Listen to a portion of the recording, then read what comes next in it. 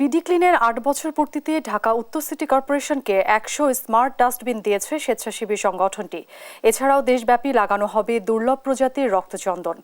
সকালে প্রতিষ্ঠাবার্ষিকী ও স্মার্ট ডাস্টবিনের উদ্বোধন করেন উত্তর সিটির মেয়র আতিকুল ইসলাম। প্রথম পর্যায়ে গুলশান ও বনানী এলাকায় এই ১০০ স্মার্ট ডাস্টবিন স্থাপন করা হবে। রক্ষণাবেক্ষণ করবে বিডি ক্লিনের গুলশান সোসাইটি। এ সময় সাংবাদিকদের প্রশ্নের জবাবে মেয়র বলেন, খাল দখল করতে দেওয়া হবে না এবং সুন্দর নগর গড়তে একসঙ্গে কাজ করতে হবে।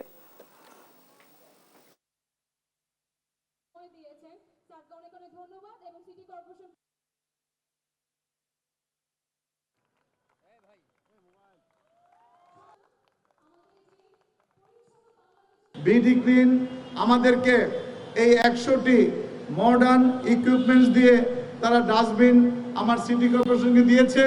আমি ধন্যবাদ জানাই করতালির মাধ্যমে এই বিডি ক্লিন যে ডাস্টবিনগুলো দিয়েছে। ডাস্টবিন কিন্তু আরো হয়েছে।